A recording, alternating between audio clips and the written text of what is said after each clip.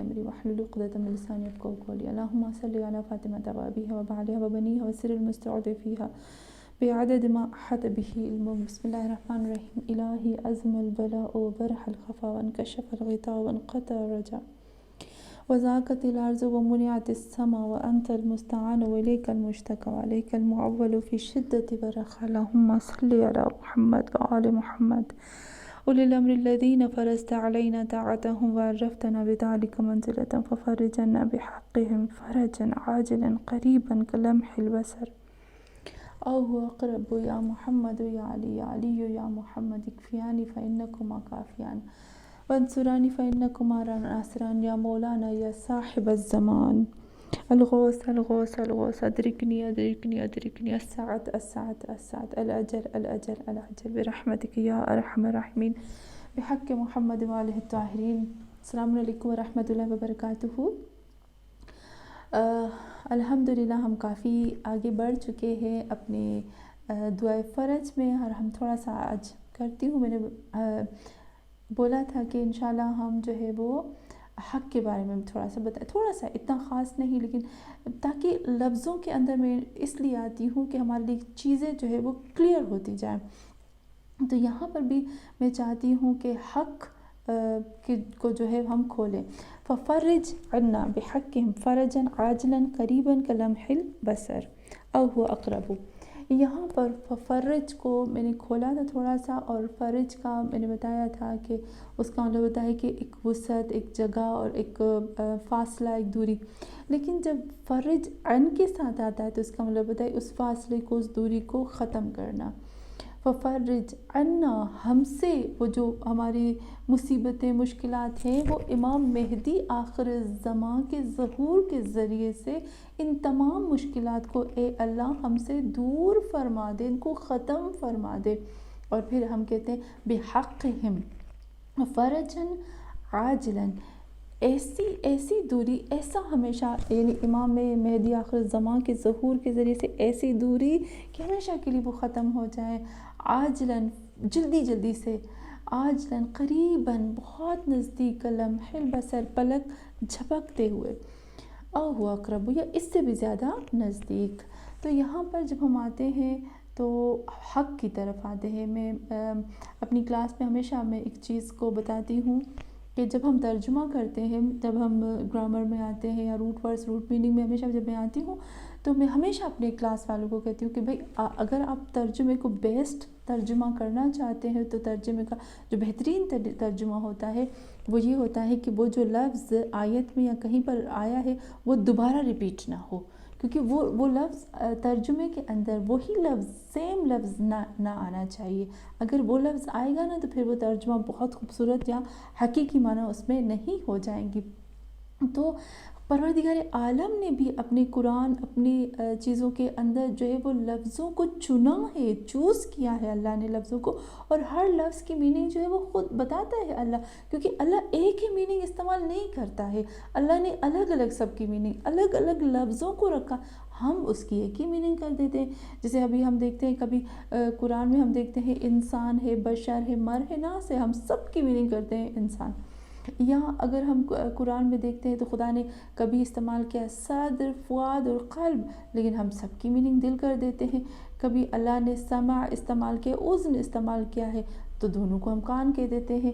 تو تھوڑا سا ہمیں اس چیز پہ دھیان دینا چاہیے، فوکس کرنا چاہیے کہ بھئی کیوں اللہ جو ہے وہ لفظوں کو بدل کے رکھتا ہے، کیونکہ ہر لفظ کو اللہ چوز کرتا ہے، چناؤ ہوتا ہے لفظوں کا، اور پھر اس کے مطابق اس کی میننگ ہوتی ہے. اللہ نے فقراء کا لفظ الگ استعمال کیا، مساکین کا لفظ الگ استعمال کیا، کیونکہ ان کے اندر فرق ہے. سب جو ہے وہ مسکین، جو غریب فقیر اس میں نہیں آتے ہیں. تو اللہ نے جب الفاظ کو چوز کیا ہے تو ہمیں بھی ان لفظوں کی ڈیپتھ میں جا کر سمجھنا چاہیے، اور ہر لفظ کی اپنی خوشبو ہوتی ہے، اپنی میننگ ہوتی ہے، اپنا اس کا لیول ہوتا ہے، اس کی اپنی سیٹ ہوتی ہے، اس کی اپنی جگہ ہوتی ہے جس کو اللہ نے رکھا ہے.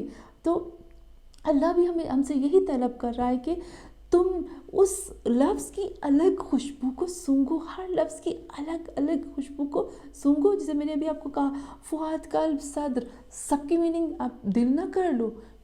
जब अल्लाह चेंज कर रहा है, अल्लाह ने एक ही लफ्ज़ इस्तेमाल नहीं किया, तो हम कौन होते हैं उन लफ्ज़ों को इस्तेमाल करने वाले। तो यहाँ पर एक लफ्ज़ इसमें इस्तेमाल हुआ, वो है हक़। अभी मुझे समझ में नहीं आता कि इस हक़ जो लफ्ज़ है इसको कैसे मैं बयान करूँ। कुरान में अक्सर जगहों पर आता है इन्नल्लाह या इन्ना और अन्ना। जब आप इसका तर्जुमा देखोगे ना तो इसका तर्जुमा होता है बेशक। कितनी जगहों पे उसका तर्जुमा बेशक लिखा होता है, हालांकि इसके जो तर्जुमा होता है वो बेशक नहीं होता है। इन्ना और अन्ना का हमेशा तर्जुमा होता है हक और हकीकी। हक और हकीकत ये है कि ये चीज़ ऐसे है। तो मैं चाहती हूँ, क्योंकि हमने कहा कि फफर्रिज अन्ना बिहक़्क़िहिम फ़रजन, तो ये लफ्ज़ इमाम के लिए आया कि ए अल्लाह तुझे इनके 14 मासूमीन के यानी मासूमीन के उलिल अम्र के हक़ का वास्ता है कि मेरी इन परेशानियों को, तकलीफ़ों को, रंजों को, ऐसे गम और रंज और तकलीफ़ जिनकी वजह से आसमान ने रहमत बरसाना छोड़ दी है, आसमान ने सब कुछ रोक दिया, ज़मीन तंग पड़ गई, घुटन होती है, मैयतें निकल रही हैं, मौत हो रही है, रिस्क की तंगी है, हर चीज़ में एक अजीब सा खिंचाव है, ऐसे लगता है हर तरह से रास्ते बंद हो गए। तो ए अल्लाह मैं तुझे वास्ता देती हूँ, अब तुम्हारे उलिल अम्र का, तुम्हारे मोहम्मद और आले मोहम्मद का वास्ता देती हूँ। लेकिन यहाँ पर आया बेहक़्क़िहिम, कसम के लिए नहीं आया कि अल्लाह हम तुम्हें उनकी कसम देते, बेहक़्क़िहिम हक़्क़ा का लफ्ज़ जो है वो इस्तेमाल हुआ है। तो यहाँ पर थोड़ा सा मैं चाहती हूँ कि हक़ का लफ्ज़ इस्तेमाल करूँ और फिर मैं इंशाल्लाह लफ्ज़ जो है वो आते हैं तवस्सुल की तरफ। मैं चाहती हूँ कि क्योंकि हम लोग इस दुआ को कर रहे हैं, तो इस दुआ को जब हम कर रहे हैं तो बेहतर है कि हम इसको प्रॉपर तरीके से करें, इतना कम अज़ कम करें कि हमें अच्छे से वो चीज़ें जो मोहम्मद और आले मोहम्मद हमें देना चाहते हैं वो हमें समझ में आ जाएं। तो सबसे पहले हम आते हैं हक़ की मीनिंग में, और लास्ट में जो उसकी प्रॉपर मीनिंग है उसको बताऊँगी। हक़ की एक मीनिंग होती है कि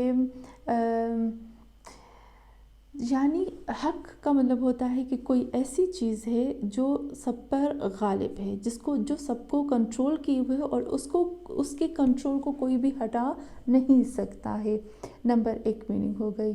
और यहाँ पर हक़ की मीनिंग वही होती है कि हिकमत और विज़डम की वजह से किसी पूरे आलम में वो चीज़ छाई हुई होती है। और एक और जो हक़ की मीनिंग होती है कि हक़ का मतलब होता है कि वो एक ऐसा वजूद जो ख़ुद मौजूद होता है और वो हिकमत के ज़रिए से मौजूद होता है, और फिर उसकी हिकमत को, उसके वजूद को, उसका ऐसा वजूद कि उसके वजूद को कोई हटा नहीं सकता है। और एक और मीनिंग जो होती है कि वो होती है कि किसी के ऊपर एतक़ाद रखना, भरोसा रखना, या किसी ज़ात के ऊपर अपने आप को छोड़ देना, इसको भी हक़ कहते हैं। लेकिन यहाँ पर हमने बहुत कुरान की आयतें देखी कि खुदावंद आलम ने कुरान में सूरह यूनुस की आयत नंबर 30 में, सूरह यूनुस की आयत नंबर 5 में, सूरह बकरा की आयत नंबर 213 में खुदावंद आलम ने इस हक़ को बयान किया है।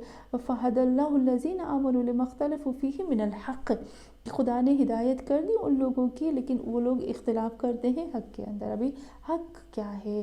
फिर अल्लाह कहते सुम्मा रद्दू इलल्लाहि मौलाहुमुल हक़, मैंने उनकी तरफ पलटा दिया। हुवल्लज़ी जअल शम्स ज़िया मा खलक़ल्लाहु ज़ालिका इल्ला बिलहक़, कि अगर ये सूरज चमकता है, सूरज की चमक और पूरी ये कायनात की जितनी भी रोशनी और जो भी चीज़ है, अल्लाह कहता है मैंने इसको खल्क़ किया है, लेकिन ये किस चीज़, ये हक़ पे खल्क़ हुई है। तो यहाँ पर भी एक लास्ट मैं मीनिंग चाहती हूँ कि इसकी आखिरी जो मीनिंग है इसकी करूँ, वो ये है कि हक़ का मतलब होता है कि एक ऐसी चीज़ या ऐसी पावरफुल किसी का होना, किसी का वजूद का ऐसी होना कि वो सच है और वो सच्चाई की बदौलत है और इस तरह से स्ट्रॉन्ग है کہ کائنات کی کوئی چیز اس کو اپنی جگہ سے نہیں ہلا سکتی ہے، یا وہ چیز جس کے بارے میں کوئی حق بات بیان کی جا رہی ہے، جس کے بارے میں کچھ بیان کیا جا رہا ہے، اور کوئی بھی اس کو جھٹلا نہیں سکتا، اس کے اگینسٹ کوئی بھی پروف، دلیل، برہان نہیں لا سکتے ہیں، اس کو ختم نہیں کر سکتے ہیں، اور اس کی جگہ کو بدل نہیں سکتے، اس کو کہتے ہیں حق۔ اب جب ہم کہتے ہیں نا محمد اور آل محمد، اے اللہ بحقہم، یعنی اللہ کہتے ہیں ہم نے اللہ کا حق ادا نہیں کیا، تو محمد اور آل محمد کا حق کیا کہ ان کا پورے کا پورا وجود برکت والا ہے، رحمت والا ہے، ان کے وجود کو خداوند عالم نے ہمارے لیے خلق کیا ہے، اور پھر وہی معدن الرسالہ ہے، وہ حقیقی ہمارے لیے وہ ایسی ذات ہے کہ ہم ان کے بغیر نہیں رہ سکتے، پوری کائنات ان کے بغیر نہیں رہ سکتی، یعنی اور پھر ان کے وجود کو کوئی جھٹلا نہیں سکتا، کوئی بھی کائنات کی مخلوق ہو وہ ان کے اگینسٹ کوئی بھی پروف نہیں لا سکتی ہے، یعنی کہ جو چیز جیسی ہو اس کو ویسے ہی اس چیز پہ رکھنا کہ کوئی اس کو ہٹا نہیں سکے، اس کو کہتے ہیں حق۔ ہم کہتے ہیں اللہ کا حق، حقیقت، اللہ حقیقت رکھتا ہے، تو اس کا مطلب کہ اللہ ہے، کوئی بھی پروف نہیں لا سکتا کہ اللہ نہیں ہے، اس کو کہتے ہیں حق۔ تو ہم کہتے ہیں اے اللہ بحق ہے محمد اور آل محمد کے وجود، ایسا وجود کہ کائنات کی کوئی مخلوق بھی ان کے وجود کو جھٹلا نہیں سکتی ہے، اے اللہ وہ جیسے ہیں ویسے ہیں، اور ایسا ان کا وجود ہے کہ جس طرح سے ان کے وجود کو ہونا چاہیے تھا ویسا ہی تم نے ان کے وجود کو رکھا، تم کو ان کے وجود کی اس حقیقت کی سچائی اس کے واسطہ ہے کہ تم ہماری مشکلوں کو دور فرماؤ۔ پھر یہاں پر ہم خدا سے یہ کہتے بحقہم، یعنی اے اللہ کہ وہ وجود جو ثابت ہے، اور پھر ہم تمہیں اس کی قسم دیتے ہیں۔ پھر ہم آتے ہیں کہ بحقہم فرجاً عاجلاً قریباً کلمح بس، جلدی جلدی سے اللہ کر دے، اتنا جلدی کہ پلک جھپکنے سے بھی پہلے یہ جو ہمارا کام ہے وہ ہو جائے۔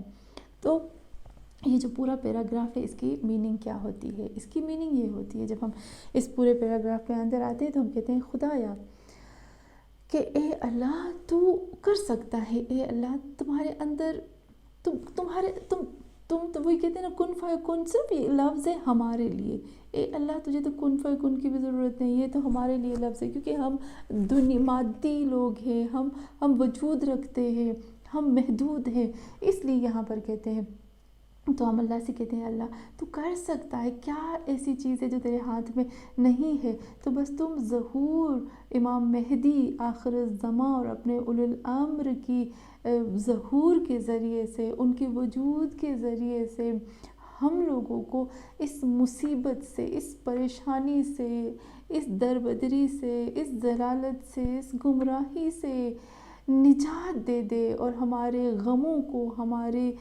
دکھوں کو، ہمارے رنجوں کو، ہماری تکلیفوں کو خدایا امام مہدی کے ظہور کے ذریعے سے صدقے میں ان کی ہم قسم دیتے ہیں، ان کے ذریعے سے ہمارے دور ان کو فرما، اور اتنا جلدی جیسے پلک جھپکنے سے بھی پہلے تو کر دے، کر سکتا ہے اے اللہ، تیرے لیے کیا ممکن نہیں ہے۔ تو یہاں پر اللہ سے کہتے ہیں اے اللہ پلک جھپکنے سے بھی پہلے تو کر دے، اور پھر اس کے بعد ہم ایک جملے کی طرف آتے ہیں، یا محمد یا علی، یا علی یا محمد اکفیانی فإنکما کافیان وانصرانی فإنکما ناصران، یا مولانا یا صاحب الزمان الغوث الغوث الغوث، ادرکنی ادرکنی ادرکنی، السعت السعت السعت، العجل العجل العجل، برحمتک یا ارحم الراحمین۔ اس کے بعد ہماری دعا ختم ہو جاتی ہے۔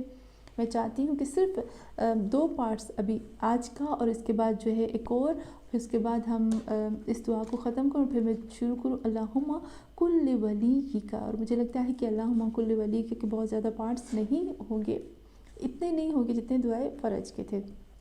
تو جب یہاں پر ہم آتے ہیں یا محمد یا علی، یا علی یا محمد، تو ہم جو ہے وہ ابھی پکارتے ہیں، اب کہاں پہلے ہم نے اللہ سے توسل کیا توحید کا۔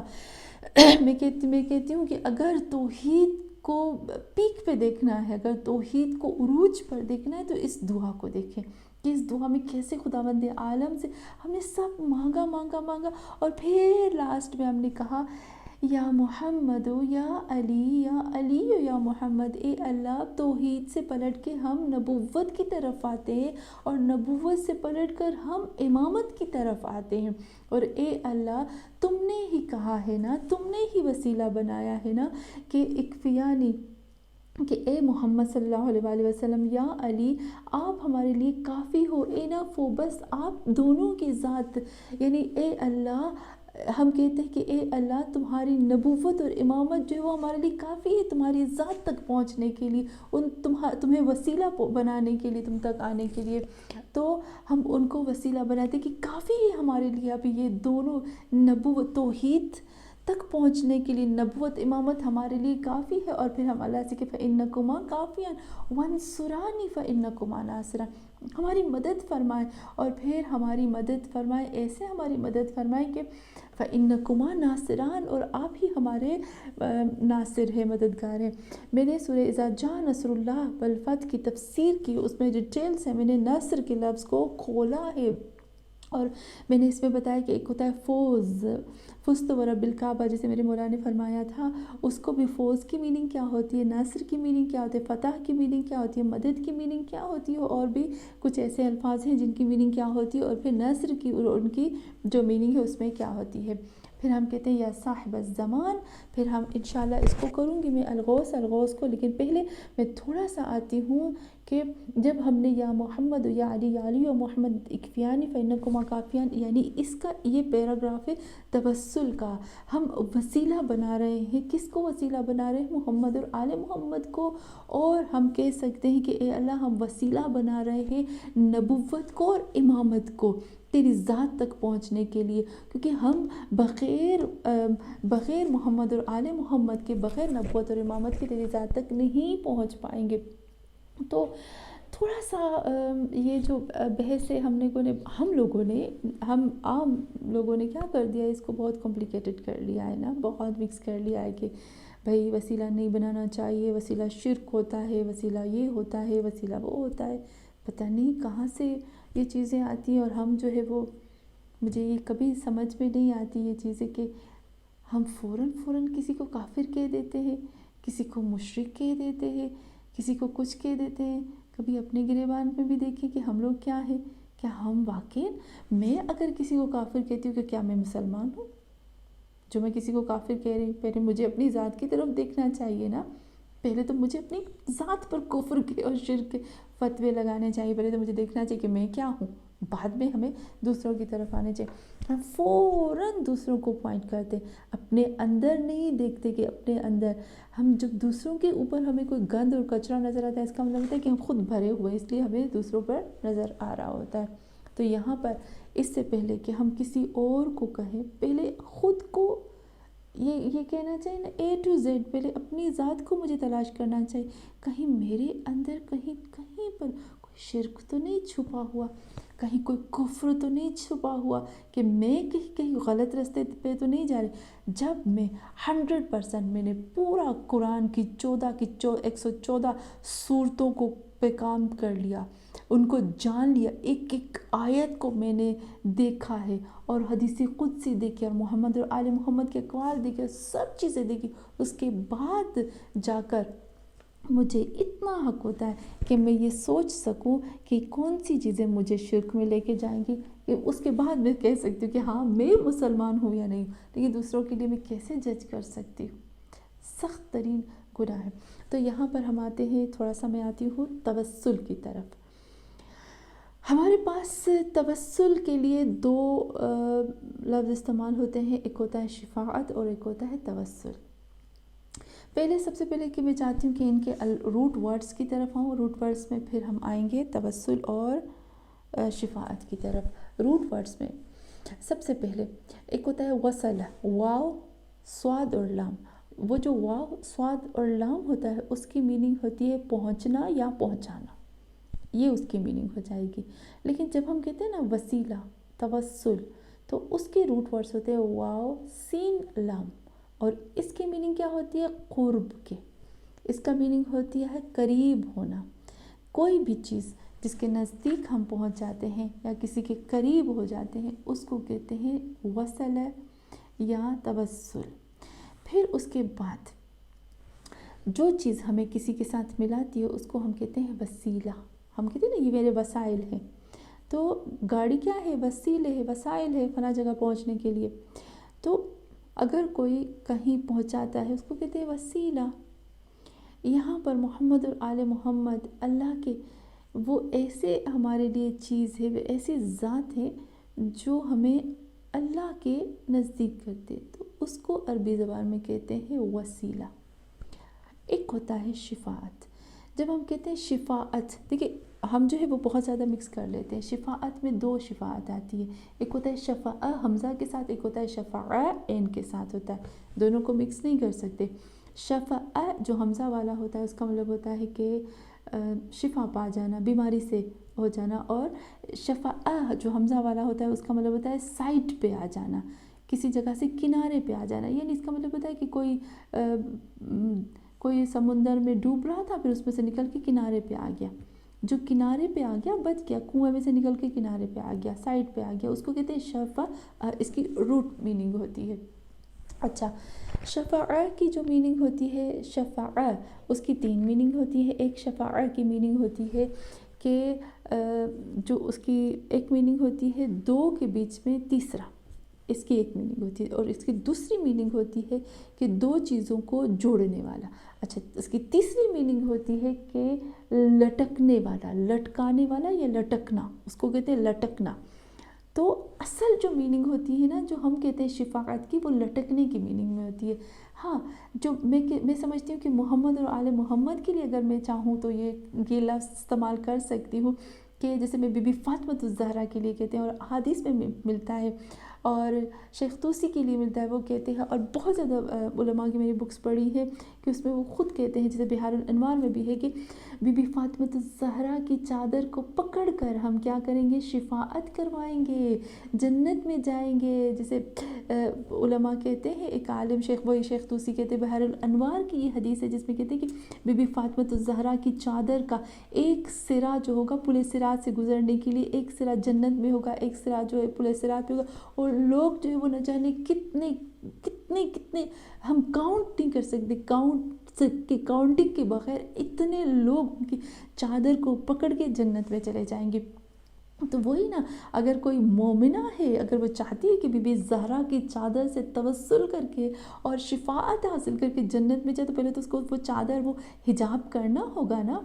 تو یہاں پر ہم دیکھتے ہیں کہ جو شفاعت کی ایک میننگ ہوتی ہے وہ لٹکنا، یعنی اے اللہ ہم محمد اور آل محمد کے دامن کو پکڑ لیں گے. وہ لٹکنا وہی پکڑنے کی میننگ میں آتا ہے کہ ہم محمد اور آل محمد کے دامن کو پکڑ لیں گے، اور پھر ان کے ذریعے سے تم ہمیں جہنم سے نجات دے دو گے، ہمارے گناہوں کی بخشش ہو جائے گی، اور اتنی شفاعت ہوگی، سب کچھ اللہ ہمارا چھوڑ دے گا، معاف کر دے گا. حدیث میں ملتا ہے نا کہ قیامت کے دن اتنی شفاعت ہوگی کہ شیطان بھی یہ تصور کرے گا اللہ آج مجھے معاف کر دے گا، اتنی ہوگی. جسے رسول خدا صلی اللہ علیہ وآلہ وسلم کے لیے بھی ملتا ہے. امام جعفر صادق علیہ السلام فرماتے ہیں، جسے مقام محمود کی جب ہم تفسیر کرتے ہیں، مقام محمود سورہ اسراء میں ہی خدا کہتا ہے میں تمہیں عنقریب مقام محمود تک پہنچاؤں گا، سوف یعطیک ربک فترضی، اتنا تجھے عطا کروں گا کہ تم راضی ہو جاؤ گے. وہ کس چیز کی راضی ہے؟ کیا رسول خدا کو دولت اور دنیا کی طلب ہے؟ نہیں نا. تو کس چیز سے وہ راضی ہو جائیں گے؟ احادیث میں ملتا ہے کہ رسول خدا صلی اللہ علیہ وآلہ وسلم کے لیے اللہ کہتا ہے کہ رسول خدا ایک سجدے میں جائیں گے. امام جعفر صادق علیہ السلام فرماتے ہیں ایک سجدے میں جائیں گے.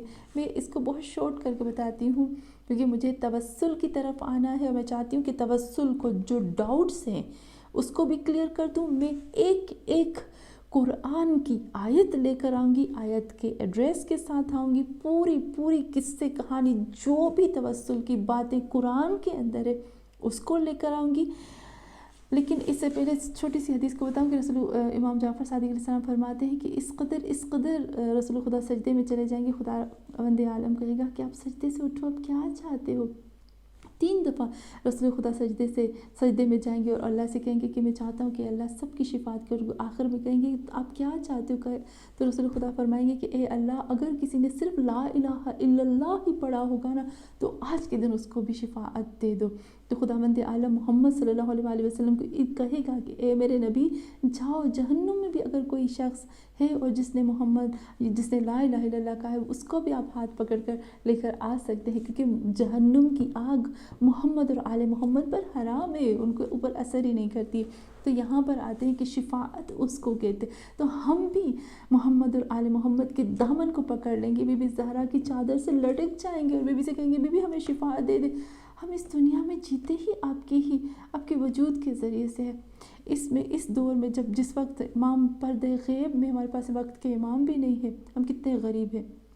تو یہاں پر ہم نے دیکھا کہ شفاعت کی بات ہو رہی ہے۔ اس سے پہلے کہ ہم شفاعت کی بات کریں، توسل کی بات کریں، میں چاہتی ہوں کہ انشاءاللہ سورہ مائدہ کی ایک آیت ہے، انشاءاللہ یہ سورہ مائدہ کی آیت آپ ضرور پڑھ لیجئے گا، اور پھر اس کے بعد جو ہے وہ میں توسل کی بات کروں گی۔ جو سورہ مائدہ کی آیت ہے وہ ہے مجھے لگتا ہے آیت نمبر 35 ہے یا 53 ہے، کچھ مجھے جتنا یاد پڑتا ہے، پر سورہ مائدہ کی آیت ہے جس میں خداوند عالم قرآن میں کہتا ہے یا ایھا الذین آمنوا اتقوا اللہ وابتغوا الیہ الوسیلہ، کہ اللہ تک پہنچنے کے لیے وسیلہ بناؤ۔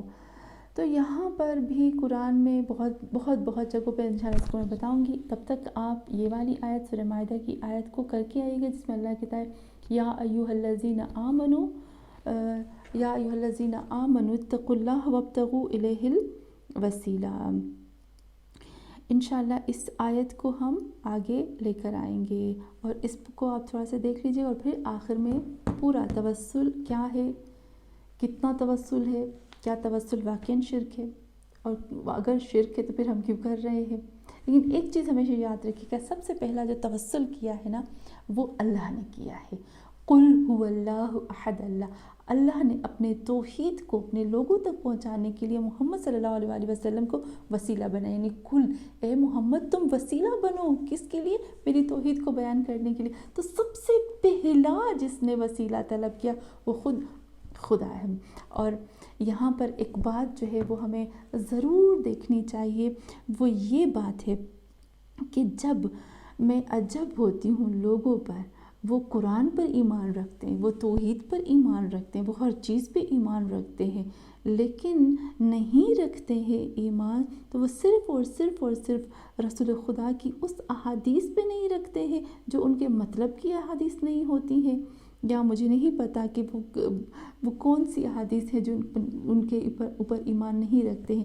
اگر میرے محمد صلی اللہ علیہ وسلم نے فرما دیا ہے کہ تمہیں توسل کرنا ہے، اور میرے نبی نے بتایا ہے اپنے محمد اور آل محمد کو، تو اگر آپ نبی کی بات نہیں مانتے ہو، جس نبی نے قرآن دیا، تو پھر اس نبی کی زبان سے نکلے ہوئے قرآن پر کیوں ایمان رکھتے ہو؟ پھر کیوں توحید کو مانتے ہو؟